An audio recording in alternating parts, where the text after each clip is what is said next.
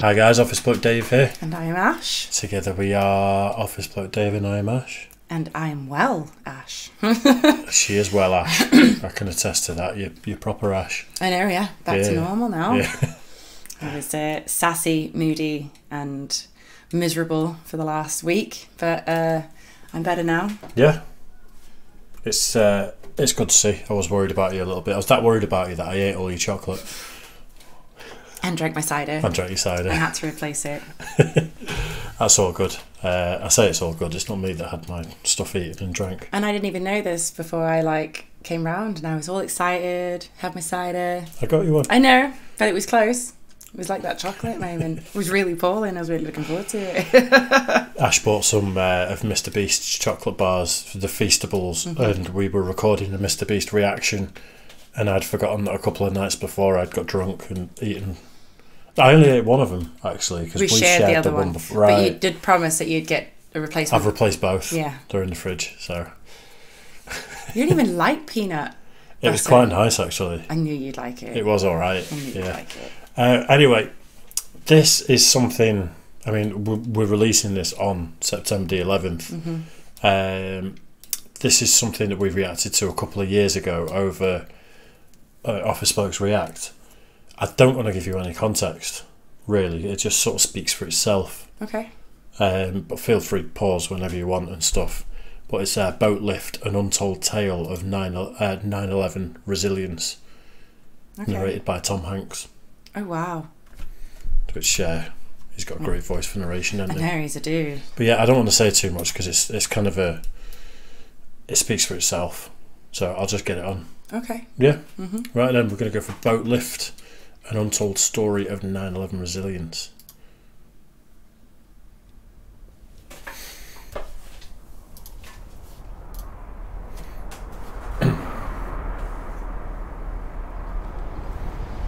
I thought I was watching a movie, Towering Inferno at first. And then I looked real close and I noticed it was the World Trade Center. I was compelled because I'm a type of person that can't stand by and watch other people suffer. And to me, they were suffering. They wanted to get off the island. And there was no way for them to get off the island other than the water. And I had noticed when I was watching the television, I saw a lot of the ferries going up into the slips and taking people off. I said, fine, we could do the same thing. I could take people on my boat, get in there, take them where they have to go. And that's what we did.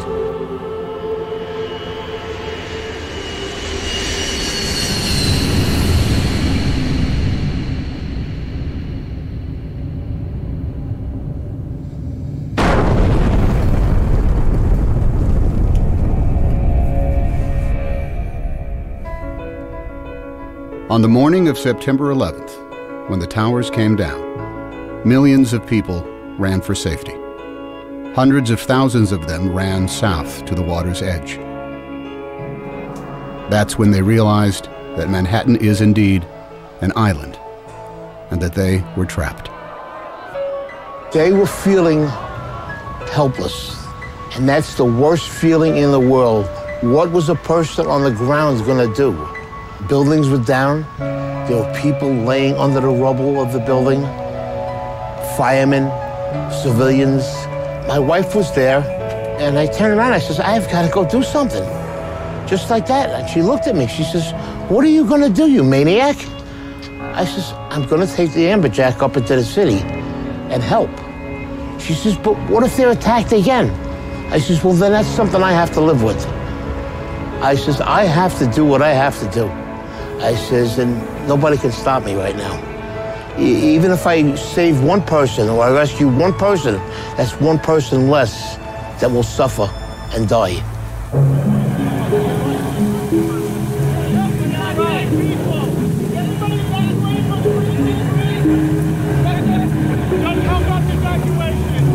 They were trying to evacuate Manhattan because nobody knew what was going on. You didn't know if something else was going to happen. It was just a madness on one side and wanting to help people on the other side. They were just streaming out of the buildings, and the first mode of transportation they saw was a ferry boat. That's when they knew, this is how I'm getting out of here. They didn't even care where the boat was going. There wasn't panic in New York. It's like, what is it, Dunkirk, I isn't it? was thinking the exact same thing, but do you know what? I'm getting quite emotional. Like, we talk a lot about obviously September 11th, and we remember it every year. But we always think about the planes hitting the Twin Towers. We don't really talk a lot about the people on the ground. Yeah. And I've never seen images like that with the smoke and the other buildings. Like, yeah, the two towers fell, but what about the buildings around it? Yeah. Well, it's dust, isn't it? That's I think it was dust, but like really fine concrete dust and everything else that was. Until I saw this, I had no idea that it just engulfed the whole island. It did, didn't it? And you think when you see the iconic sort of video of people running away from the, you know, the cloud coming after them, you sort of think they'll run half a mile that way and be okay. Not to cover an entire island like that. Like I said, until I saw this, I had no idea that they would get to the water and it still be coming for them. And they're like, you know, what do you do? But it's also the concept, like, I never thought about it in a sense of they didn't know. Nobody knew what was going on. So you didn't know if it was going to keep going. Yeah. Or what else was going to happen, what else was going to come down. It's crackers, isn't it? It's unbelievable. Yeah, it still, even to this day, doesn't seem real, I don't think.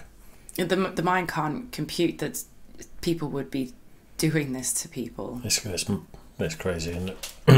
This is how I'm getting out of here. They didn't even care where the boat was going. There wasn't panic in New York in the beginning, just volume. It wasn't until the first building fell that there was panic.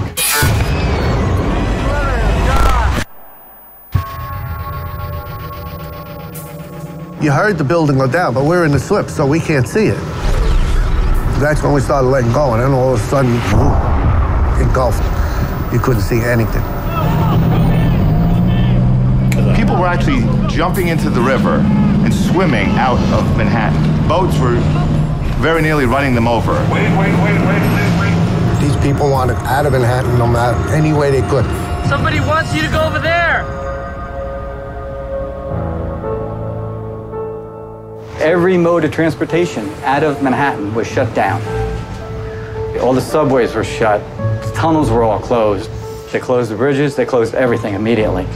Boats, usually an afterthought in most New Yorkers' minds, were for the first time in over a century the only way in or out of Lower Manhattan. Start evacuating people. Anybody, you get over here, we're going to evacuate them. The process that actually had already started. There were some boats that were grabbing people, that people were lined up at the walls. On the left. It's just human nature. You see people in distress on the seawall in Manhattan begging you to pick them up. You have to pick them up. They didn't know what was going on. They seen the building getting hit with these two planes. As far as they was concerned, you know, we were being bombed. I was wondering if they were going to come on the boat, if they had people with bombs, or if they were going to come on. We're a big orange target in the middle of that harbor. My job is to keep the boat safe, my passengers safe, my crew safe. Everybody was in shock, running around. They didn't want to leave their families. They had loved ones running around the city. Anybody has a baby? Nobody has it. There was one guy ran from the apron and jumped onto the boat. He grabbed onto the metal, climbed up right next to the pilot. So I'm going out there to say something. He slides down to the next deck. So the deckhands get him and go, what are you doing? He goes, I'm jumping for my life. So, you know, you couldn't argue with him there.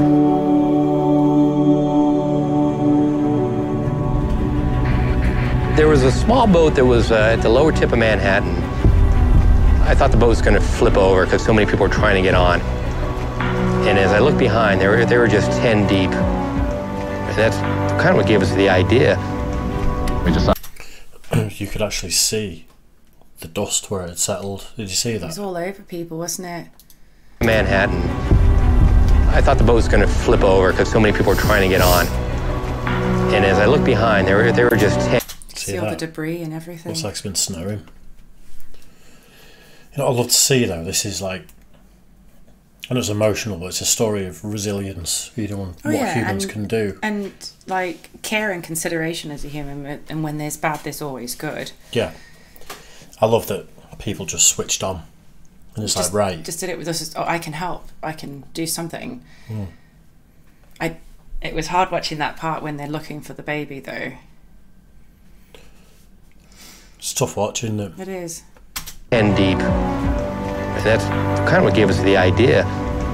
We decided that this has to get better organized and we better do it, and that's what we did. So we decided to make the call on the radio. All available boats. This is the United States Coast Guard aboard the pilot boat New York. Anyone want to help with the evacuation of Lower Manhattan? Report to Governor's Island. When that call came on the radio, they were coming. I was uncertain of who was going to respond. About 15, 20 minutes later, there are just boats all across the horizon. Literally 100 targets converging on the lower part of Manhattan. When we came out of that dust cloud, tugboats, I've never seen so many tugboats all at once. There was just like a fleet of tugboats headed to Manhattan. If it floated and it could get there, it got there. All different size, shapes, and forms. I mean, and they were zooming across this water. Ferries, private boats, party boats. I worked on the water for 28 years. I've never seen that many boats come together at one time that fast. One radio call and it just came together just that fast.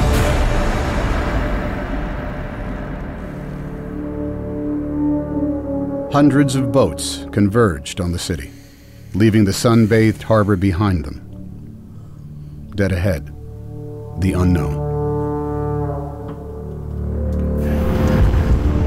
That was something I won't forget. It was just low, dark, acrid, black smoke. It was like there was a big chimney in Manhattan. When we pulled into Pier 11, the dust was unbelievable. And then out of nowhere, you just kept on seeing people coming. They looked like zombies coming through the fog, and you knew that those were human beings. Don't leave us. Please don't leave us here. Take us. At that point, the Coast Guard said, not how many people are you allowed, how many people can you fit? Come on, guys. Anybody coming? Get your ass over here now. Now. Come on. Boats started hanging, literally would take a bedsheet off a bunk and then a can of spray paint and paint their destination on.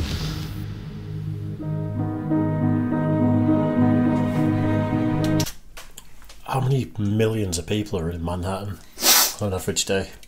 But this is it. It's all the foreigners who are visiting, all the tourists, the people who live and work there. Must be 3-4 million people. I know on an average day as well. Like we don't even know. Like I don't know the seasons, what it's like over there during this time of year. I think it's similar to our seasons in New York. Is it? Yeah, because they have like snowy winters, and I think it can get pretty hot in the summer as well. No, I know, but what season is it in September? Just like end of summer, beginning of autumn. Is it same for us? Yeah, so I think it's pretty much the same climate as we've got.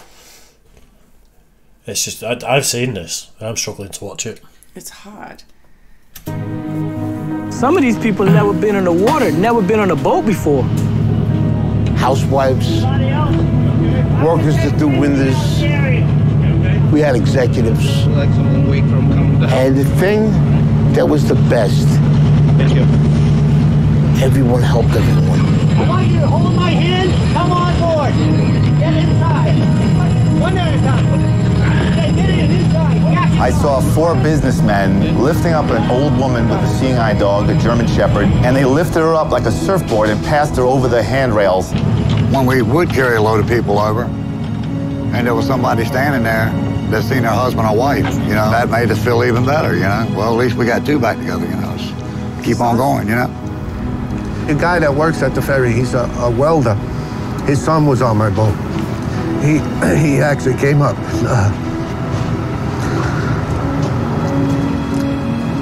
He thanked me. We went back and forth all day long, carrying boatloads, as many as our boat would hold. And it was a lot of people. A lot of people. You couldn't have planned nothing to happen that fast, that quick. No training. This was just people doing what they had to do that day. You forget all about what you're supposed to do, what the teacher in school, and you say, you know what, morally, this is the right way to go, and deep down, this is what I'm gonna do. Average people, they stepped up, and when they needed to, they showed me, you know, when the American people need to come together and pull together, they will do it. I do feel a way honored that I was a part of it. It was the greatest thing I ever did with my life. The greatest day that I've ever seen in all my boating, I mean, my life on the water. The Great Boat Lift of 9/11 became the largest sea evacuation in history. Larger than the evacuation of Dunkirk in World War II, where 339,000 British and French soldiers were rescued over the course of 9 days. On 9/11, nearly 500,000 civilians were rescued from Manhattan by boat. It took less than 9 hours.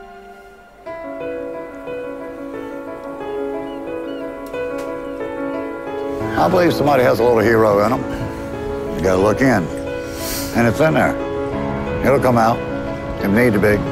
I have one theory in life. I never want to say the word I should have. If I do it and I fail, I tried.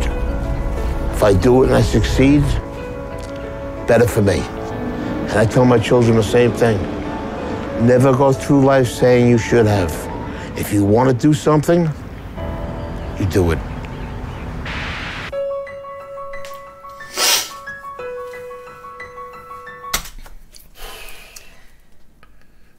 That was unbelievable. And like I did you know anything about that before this? Nothing. Never even heard of it.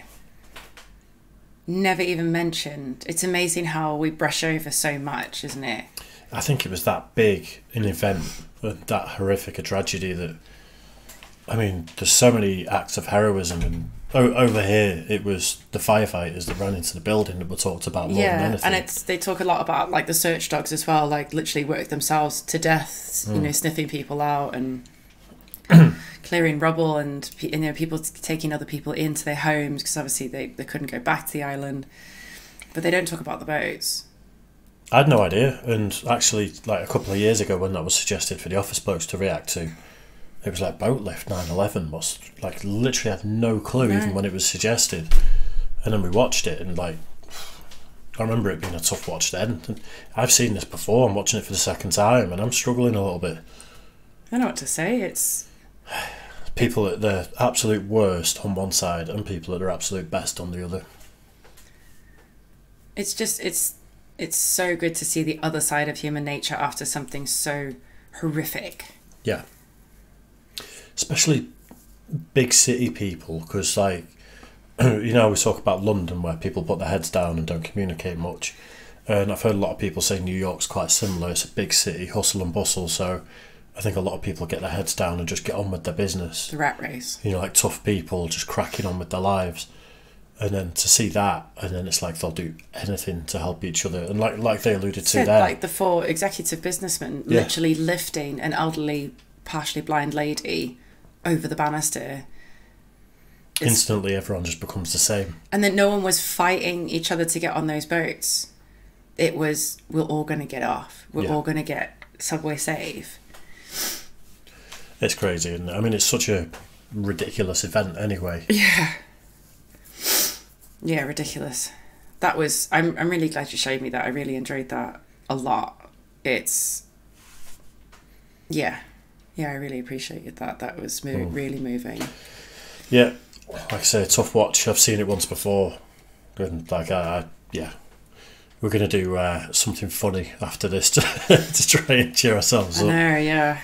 But I mean, it's an event that went around the world. You know, it was literally... You and I have talked about it, like, where were you on 9/11, and you and I have talked about our stories and what we experienced as well. And even in Zimbabwe, we knew it had happened in my small little boarding school in the middle of like backwater Zimbabwe. We had knitting blankets for the survivors. There were some nice comments when you told that story. I don't know if you looked at the comments section. I did. I really appreciate it. I still feel silly about it because you shouldn't. You're doing what little you can from like thousands of miles away to I didn't even know if it reached anybody who was right. We just Maybe it did, maybe it didn't. Maybe they ended up getting handed out to homeless people because they turned up weeks after 9/11. Like, maybe. You just don't know, but you just don't know. It's the intent, and it's that nice act. You know, it's even in Africa, people are trying to help people in New York going through a tragedy. It's crazy. It's like you said, it's human nature, isn't it? It's the good side of human nature is no matter what your status or who you are. It's like all those tugboats, like it was private boats, it was party boats. It was just, as soon as that call went out, people stood up and were like, I can do something. I tell you what, if you got picked up by one of those party boats and then when you're finally getting away from the island, you get handed a beer and you just be like, oh, it's been the nicest beer you've ever tasted in your life. It'd be like, thank God. I don't think you would know what to do with yourself. I wouldn't know what to do. I mean, it's like when he said that they were like zombies just coming out of that cloud. Yeah. You wouldn't know what would happen. Like, I couldn't imagine the sound must have been so deafening as well. Well, that was toxic as well, the dust. Yeah. That was on everyone. There's been loads of cases of cancer and things like that now because it's like insulation, it's concrete dust, it's all types of grim stuff in the lungs. Sad. Terrific. Yeah, really sad one. Right. Cheers for that one, guys. Even, you know, over 20 years later, still a tough watch, isn't it? Yeah, 100%. But yeah, I hope you guys enjoyed that as well. We're going to do Chris Stefano's 9/11 story now because I've purposely done it in that order so that I knew this was going to be deep and heavy. And then I'm like, let's put on a New Yorker comic telling a funny story about 9/11 afterwards to try and lighten it a little bit. I think you'll like it. Yeah. Yeah. So right, cheers for that one, guys. Make sure you like and subscribe and all that good stuff, and we'll see you soon. Bye, guys.